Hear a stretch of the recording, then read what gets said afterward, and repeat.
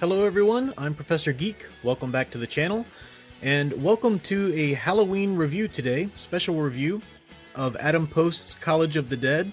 You've heard about this book on my channel a few times. Adam's been on my channel on live streams talking about it, and I was very excited to receive it and read it, so I'm going to delve into that. First, I want to thank Troy and Nanette Pacelli for the excellent Halloween decorations I get to have for this video. Really cool figurines. We got Pennywise, their classic Pennywise, the good Pennywise, Tim Curry's, as well as the Headless Horseman and Freddy himself. So very cool, very excited to have those. Thank you guys again.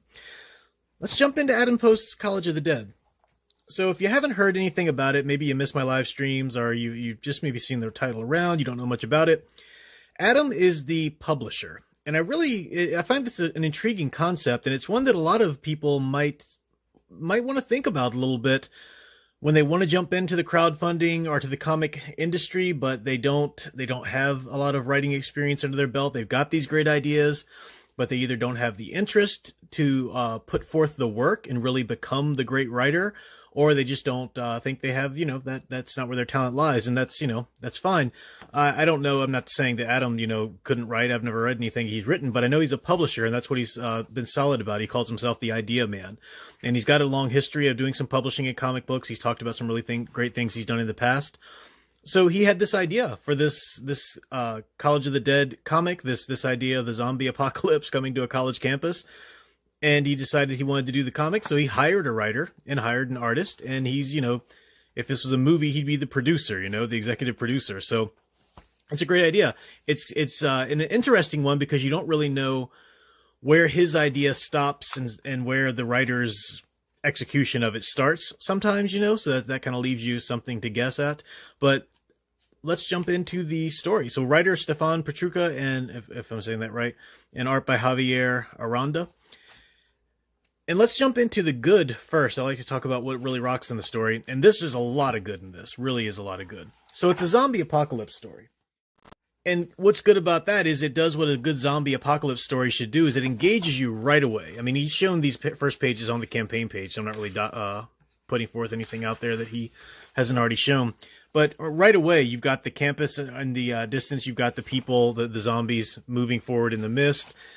Boom. I mean, they're there. The action just starts right in the middle. You've got a couple panels there of talking about the tension between the town and the college students, which is a real thing, and that's always something that exists. I know as a college professor, there's always a tension between the campus life and the students and all of that community with the actual city that surrounds them. There's always a tension surrounding that. But jumps right into the action, shows you the zombies coming.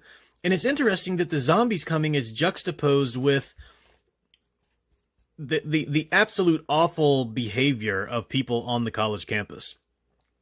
They may not be zombies yet. And of course, I joke with Adam that there's something incredibly inappropriate about a zombie apocalypse on a college campus, because what does college do but breed little zombies, for the, everybody thinks they're the free thinker who all thinks alike and all totes the status quo line, for whatever's, the popular liberal agendas of the day or whatever. So that's your college world for you. So yeah, zombie-like is very appropriate. But the story itself juxtaposes just people treating each other horribly, just people being true monsters to each other. And then the zombies are coming in, and zombies are entered into the mix too. So you've got that really cool idea. You've got that really cool notion of what does it mean to be a monster? What does it mean to be worthy of survival, right?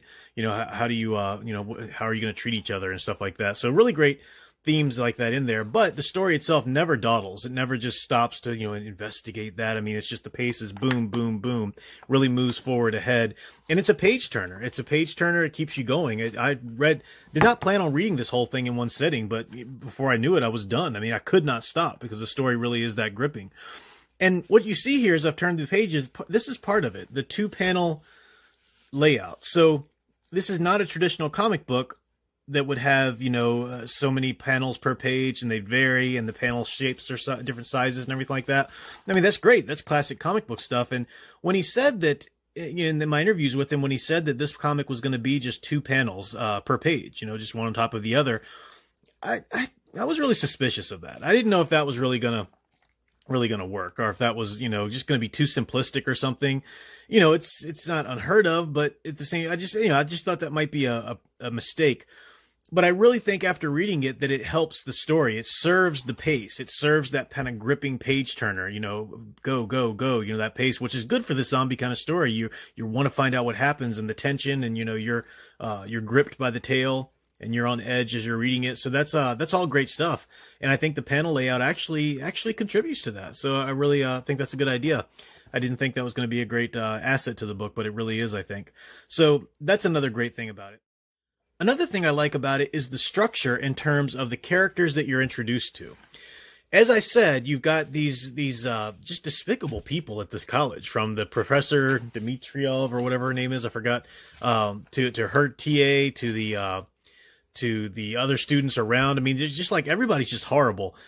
That's usually a real turnoff for me when it comes to a story. I don't like stories about, just everybody's, horrible to everybody and everybody's despicable and, oh, isn't that so real to life, whatever. I mean, that's usually just way too nihilistic for my taste. But this isn't nihilistic. This is, you've got that despicable characters to begin with so that you can investigate and introduce this theme of what does it mean to be a monster. And it doesn't last for too long, because it's just long enough to juxtapose that with the zombies, as I said. And the threat of the zombies is enough to keep you interested and keep you going. But soon enough, what emerges from this setting and these these people just treating each other horribly, and then you got the threat of the monsters outside, is this girl Chloe. Chloe, I don't know how they actually pronounce her name, but she is the perfect horror heroine. She's one of the girls in this elevator in this beginning scene. She's very pure. She's very naive, but not in a bad way. Like, it's something she's going to have. She does some growth with, and she does some good growth and character development in this story already.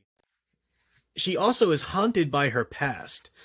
She has she's had an abusive father, an alcoholic father, so she's haunted already, and that tends to be what really drives a good horror heroine, that they've got some monsters that they're already fighting. They've got inner demons, and then the monsters in the horror film tend to sort of embody their inner demons. And that's what you've got with Chloe here. And so I really, she just shined as a good horror heroine. She has a good arc too, a good character progression. By the end of this story, she's actually learned something. She's come on a journey, which is really cool. So she's one of the characters that really sticks out and keeps you going. The beginning here has some character bios. That's probably a good thing to show too. So there's Chloe Manning there. The other couple characters that there's a lot of characters that surround Chloe in this in their journey and try to survival and everything like that. Some of the big main characters are bad guys, but then some of them are just sort of just part of the group. They round things out. They were kind of forgettable for me, and I don't think they needed to be anything but forgettable. They're just kind of rounding things out. But a couple of the characters that really stood out to me that I can't wait to see more of in volume 2 is Dustin, the football player, and then Tug here. I don't know if it's a reference to the Umbrella guy, but Tug's a good name for a football player anyway, with the quarterback here. There's something interesting that goes on with these football the team. They're kind of set up to do this diversion thing, but they end up like taking on the zombies. They like hype themselves up, and they just like run out of this cafeteria, and all of a sudden they're just like beating the snot out of these zombies. And it's a really cool scene, especially because you don't expect them to do that well or something. And it's a really cool scene. So the football players too have kind of got me peaked, and my interest peaked, and I'm excited to see what might happen with them in the volume 2, if anything. But like I said, definitely a good solid character progression with Chloe here, our main character. And that brings me to the end of the book too. It's a solid arc for this story, and it does provide closure. This is a solid episode. And yet it does end on a cliffhanger. Not everything in the entire universe is wrapped up with a neat little bow in it by the end, because that wouldn't make sense, for such a short, intro to the universe or intro to this story. So there's going to be a volume 2 coming. I think this is even, entitled Book 1. So there's that. So I look forward to Book 2. Just a solid story, between Adam and Petruka there. They've done a great job with that. So I'm looking forward to Book 2. It's well structured, and more, please. Definitely more. Now, a couple things that I would say, if I was doing it or they were doing it different, I would maybe suggest doing differently. One is the art. And the artist I said was Javier Aranda. The art is really good in some places, really good in some places actually. I mean, that opening, with the mist and everything like that. I like that technique that they're using, almost like a kind of a photorealism, that and everything like that. I mean, that's just the techniques they're using there with the photos and stuff like that, and so the art's really great. I like the art. I like the character designs. Where the art fails is when anytime a character's turning their head. Any kind of shot of a character except for a straight on shot just starts to look awkward. The perspectives just aren't right.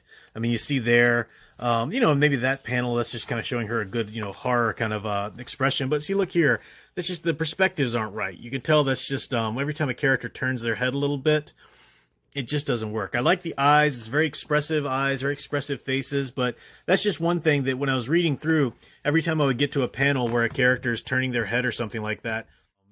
See, that's an example right here. Great expression. I really like this for this character. But then what's going on with that scrunched face and kind of the proportions a little bit, anyway. The only other thing I would say about it is that I think it's a mistake to start the story with these character bios. I read through them a little bit. I stopped reading through them very shortly, though, because I realized this is kind of telling me a lot of the story already. And it's so much better just to experience the story as you go through. You don't want to know who the professor's daughter is right away. I mean, it's much better to find that out as you go along. That's really cool. You don't need to know everything about Chloe's background right away as soon as you start. You just want to get to the story and find that out as you go. It's a much more pleasurable story experience. These character bios were on the campaign page, and I don't know, they were probably just written for the campaign page. I can't really say if it's a mistake to put them on a campaign page or not. It might just be smart marketing. I know I didn't do that for my Tales from the Stacks. I just kind of didn't give much info about the characters at all because I wanted to look forward to people having the experience of reading the story. But I can't say that I wouldn't have had more interest from backers, and maybe even have had more backers if I had put some bios of the characters and had people a little bit more interested. So I don't really know. I can't really say if it's a good idea to do in the campaign or not. That's for people who are a little smarter at marketing than I am. But I would say if they're going to be part of the book, I would maybe put them in the back, just as sort of a concordance of characters or something. I don't know. I just think that it hurts the story if readers are going to read their bios before getting to the story, because the story's so great, and it's such a great thing to be introduced to these characters as you go along. So I recommend College of the Dead. I have a link for it first thing in the description below, so look for that. So keep the name Adam Post in your memory. Look for that. He's got a great YouTube channel that he's growing. He's doing a lot of cool interviews with creators.